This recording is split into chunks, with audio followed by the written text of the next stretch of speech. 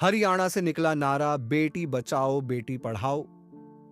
भले ही राष्ट्रीय स्तर पर अपनी पहचान बनाने में कामयाब रहा हो, लेकिन कुछ सिरफिरे इस नारे के मूल तत्व की ऐसी धज्जियां उड़ा रहे हैं कि इंसानियत ही नहीं, हैवानियत भी शर्म से सिर झुका ले।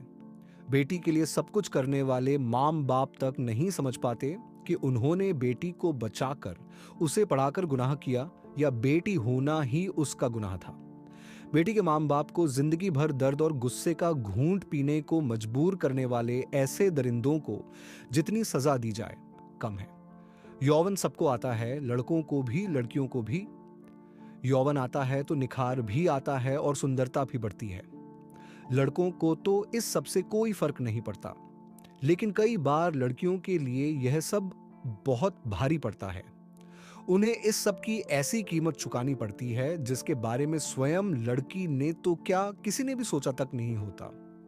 बांसवाड़ा राजस्थान की 18 वर्षीय वैशाली के साथ भी ऐसा ही कुछ हुआ। न तो वैशाली को खुद पता था और न उसके माता पिता को कि उसकी खूबसूरती पर एक रक्त पिपासु की नजर जमी है।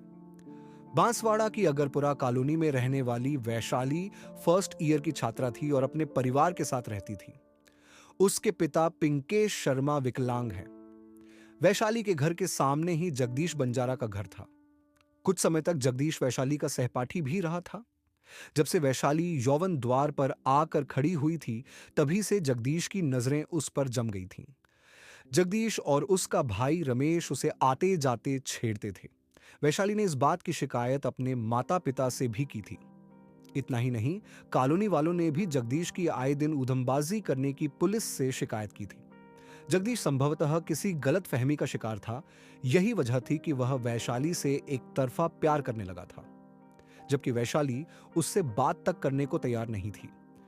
बुधवार 2 अगस्त 2017 की दोपहर 12 बजे वैशाली फर्स्ट फ्लोर की बालकनी में बाई के साथ कपड़े सुखा रही थी।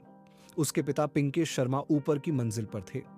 तभी सामने के घर में रहने वाला जगदीश दीवार फांद कर आया और उसने अनायास वैशाली को दबोच लिया।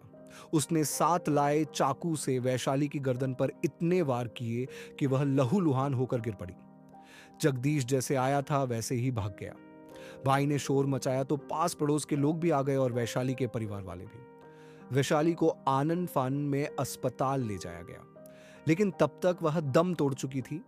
इस बीच किसी ने फोन करके इस मामले की सूचना थाना कोतवाली को दे दी थी। कोतवाली पुलिस भी मौकाए वारदात पर पहुंच गई और महिला थाने की पुलिस भी।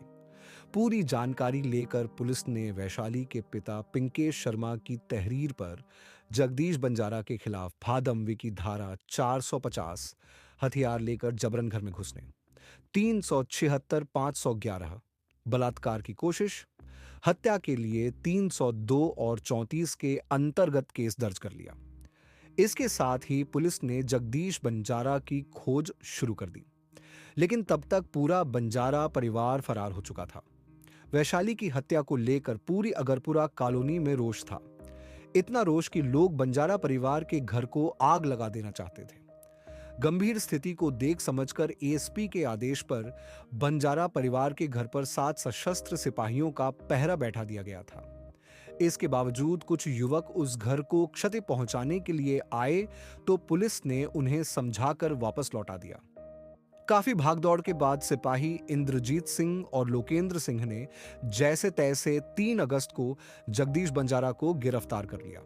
थाने लाकर उससे काफी पूछताछ की गई, लेकिन उसने मुंह नहीं खोला। आखिर इतना बड़ा अपराध करके वह कब तक चुप रह सकता था। 4 अगस्त को उसे मुंह खोलना ही पड़ा। पुलिस से उसने केवल इतना ही कहा, मैं वैशाली से प्यार करता था, वह मेरी बनने को तैयार नहीं थी, फिर मैं उसे किसी और की कैसे होने दे सकता था, इसलिए मैंने उसे मार डाला। मृतका वैशाली के पिता पिंकेश शर्मा चाहते थे कि इस मामले की जांच महिला थाने के सीआई देवीलाल करें। इसके लिए वह एसपी से मिले। एसपी ने केस की जांच सीआई देवीलाल को सौंप दी। पुलिस जगदीश बंजारा को जेल भेज चुकी है। केस की जांच सीआई देवीलाल कर रहे हैं। जगदीश बंजारा को पकड़ने वाले सिपाही इंद्रजीत सिंह और लोकेंद्र सिंह को पुलिस विभाग ने सम्मानित किया है। आपको ऐसी डार्क और सच्चाई के करीब कहानियां पसंद है, तो वीडियो को लाइक करें और चैनल को सब्सक्राइब करना ना भूलें।